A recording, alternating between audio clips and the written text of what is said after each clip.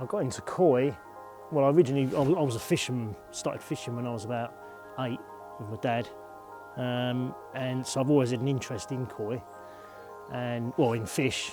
And it was probably the last 10 years I've been sort of umming and ahhing about starting a pond, and finally got around to doing it 3 years ago.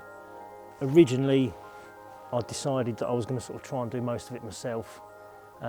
So armed with a spade and a shovel, I proceeded to start digging the hole, and after about 2 hours and not getting very far, I made a quick phone call to a friend of mine, and he turned up the next day with his digger and completed the whole job in about half a day, which was nice to watch.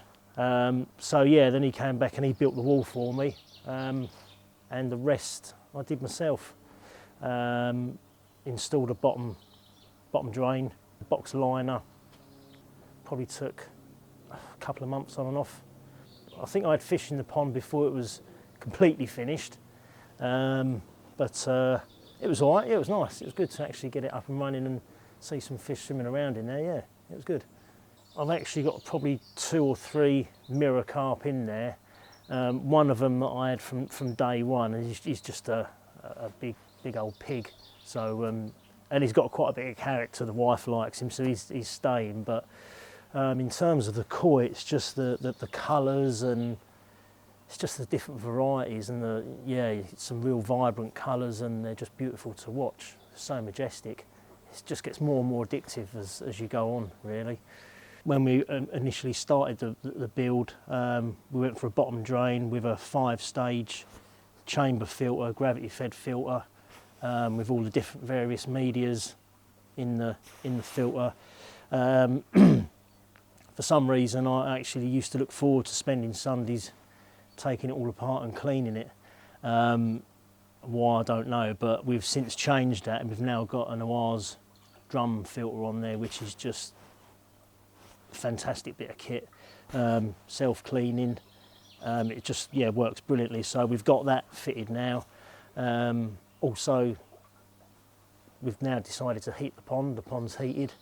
Being a heating engineer, it was quite easy for me to install a boiler and keep the pond heated. We've got a thermostat in the pond, and yes, we've now got a heated pond to 20 degrees currently. It's only been 3 years for me, so I'm still, I would class as without a shadow of a doubt, a beginner. I'm always learning. I've actually learned probably in the last 6 months that it's not so much about keeping koi, it's about keeping water. It's about the water management. You've got to get the water spot on. Once you get the water spot on, the koi will thrive in it and grow, and the colours. But the key is the water management. You've got to get the water right. You've got to get your levels right, your KHs, everything. It's once you get on top of your water quality, the rest is just. I mean, obviously you'll still get the parasites issue and the bacteria, but I think it's more about keeping water and then the koi. Well, I've always been a bit of a goshki man from day one. Really, they've been probably my favourite fish. But I've also, I've got some really nice shows in there. I've got a couple of nice tanchos. I don't think I've got a particularly favourite fish as such. So there's probably a few in there that the one I'm most impressed with at the minute is I've got a Deutz Tancho Kajaku over there, which I purchased last year from Avenue Fisheries, and it just seems like in the last probably 6 months his growth rate he's really filled out nicely. Again, there's a nice little goshki in there that I bought recently. There's a Tancho shower in there that I really like, and the normal showers I'm fond of. I've got some really nice ones in there now, and it's hard to kind of just pick one as I've got a few nice fish in there now. It's weird because I don't know. I mean, we'll be looking. Obviously, me and the wife come out here every day to look at the fish, but you'll just sort of come out one morning and it'll be like, wow, look at him. What's happened to him? And it seems like overnight one sort of exploded and had a growth spurt. Obviously, I know it doesn't happen overnight, but it's nice to see I mean, there's quite a few fish in there that we've had for a few, from day one, well, from the beginning. And some of them are really sort of filling out nice. We feed them on good quality food as well. We started off on coppens, feeding them on coppens, and they've gone to Saki Hikari growth in the last, probably been on that for about the last year, 8 or 9 months. And the colours, you've seen a difference in the colours. And like I say, there's a few fish in there that just seem to have exploded in the last sort of 5 or 6 months. They've really grown well. And I think the heat might have something to do with that as well, because we had them heated through the winter as well. So yeah, there's some fish in there. There's a nice, we've got a nice chag over there which we brought from Perfect Aquatics about a year ago, and he was a tiny little thing. Now he's beautiful. He's coming on really well, chag. So yeah, there's some fish in there that sort of do stand out to me. There are days when we have, me and my boy could have really, really stressful days at work, be it, with the job or whatever. Literally come home, get a cup of coffee, sit out here, watch the fish. Within 10 minutes, I'm all good again. They are just so relaxing to watch. I've literally, I think I was out here on at the weekend, Saturday or Sunday, and I came out for a cup of coffee, and I think I've been out for about an hour and a half and didn't even realise. The wife's like, "You coming in then?" Or I'd literally, I can sit here for hours just watching them. They're amazing. I just wish I'd have done it sooner, but yeah, it's lovely. It's but that's what the hobby does to you. It's just, we went to a show this weekend, first show we've been to since we've been keeping koi because of COVID and everything else. And some of the fish that were actually on the show there were just insane. I've never seen anything like it. It's beautiful. It's just such a, you think you've seen some nice fish, and then something else will come along and it just blows you away. And it's the patterns, the deepness of the colours. It's just, I've yet to go to Japan and see what the fish are like over there. Me and the wife was going to go before lockdown. We was looking at going, because she's, considering she never wanted a pond, she's probably getting into it as much as me now. So Japan is the next, whether it'll be this year I don't know, but definitely next year. We'd love to go there and have a look and see what, because we've been told that the fish in Japan are just another level. Yeah, well, it's a second-hand boiler that I took out of a customer's house. He wanted a combi boiler putting in, so there was nothing wrong with that one. So we decided to use that to heat the pond. Obviously, me being a heating engineer, it's relatively cheap for me to do this kind of work. So all I've done is obviously installed that up there, and we've got a heat exchanger below. So we've got the flow and return which goes through the heat exchanger, and that in turn heats up the pond water, which is pumped around that heat exchanger and back out to the pond. Up there you'll see we've got a thermostat which runs into the pond. So the pond's currently at 19.9 degrees. And that obviously goes to the boiler. So when that drops to 19.5, that will kick back in, because we've currently got it set at 20 degrees. The food that we're feeding, the Saki Hikaris, ideally should be fed at 20 degrees, what they say.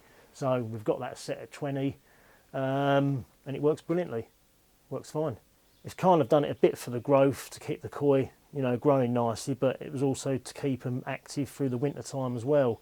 Because obviously coming out of winter time, that's when they can pick up a lot of sort of parasites and infections and that kind of thing. So that is the main reason why I wanted to get it sort of heated, just to keep it at a nice temperature through the winter, just so they don't sort of, suffer the winter period, which I know a lot of people say, you should and you shouldn't, but for me, I just sort of prefer to keep them ticking over through the winter so that they're sort of happy and still feeding a bit. And and I think that they seem to be a lot better this winter time than they have done in the colder winters. Summertime, I think I'll probably just keep it at 20 degrees and because in a couple of weeks' time the boiler's not going to be used. We'll get to the 20-degree temperature outside, and it should sort of look after itself. But I'm not going to bother, ramping it up to sort of 26, 30 degrees through the summer, just to, you know, speed up the growth rate. I just want to keep it sort of nice and balanced, and just keep them ticking over nicely, really. I used to race motorbikes a few years ago, given that up now. My boy Oliver, he's now racing, he's been racing 3 years, and he's doing really well. He's currently running 8th in the championship. Yeah, I suppose when you look at it like that, yeah, from the two different hobbies, yeah, the one from one extreme to the next. But I mean, at the moment, the way I look after Oliver with his racing, I do all his mechanics and everything else, but we go racing on the Thursday night, and it's 3 days of racing, a full on, you know, it's not a restful weekend, it's quite a stressful weekend. So again, when we get back home, I've got my little sanctuary out there, and again, within half an hour or 10 minutes, you know, it's all good again. So that's probably my little balance. That's what sorts me out, is the koi. I got wind that something was being done a little while ago, and there was nothing really out. There was an internet magazine, which is okay, but I much prefer to sort of sit down and flick through the glossy bits and flick back. So I was quite excited when I found out the magazine was being done, and yeah, it certainly didn't disappoint. It's been really good. They've got a load of different sections in there. The bit that appealed to me at first, well, even now, is the beginner section. You know, they tell you they've got the little jargon busters at the bottom, which, you know, when you got the colours being described, you're sort of thinking, what does that mean and what does this mean? And at the bottom they explain, and the koi's ages, that kind of thing, which for a beginner, when you go into a shop and they say they've got some Nisai Showa, it's like, what are they? So yeah, it's a really good magazine, really well put together, and sounds quite sad really, but it's probably the highlight of my month, is coming home from work and seeing that big envelope in the letterbox. Yes, I don't get out much nowadays. But no, it's a brilliant magazine. The boys have done good, and long may it last, really. There's some really good features, and yeah, it's, like I say, I look forward to it every month. Done a good job. Get it done. It's the best thing you'll ever do. The only thing I will say is don't rush it, especially the build. Filtration is key. You can never over filter a pond. So if you are building a pond and you can afford the best you can, you know, whatever you can afford, just get the best you can, because yeah, the pond build is so important, I think. So you need to get the filtration right. Like I said earlier on, it's more about keeping water, not the fish. Once you get on top of your water quality, the fish will just thrive in that until you get so it's the water quality. So if you're going to build a pond, don't rush it, take your time, yeah, do a good job, get it right first time. Lovely.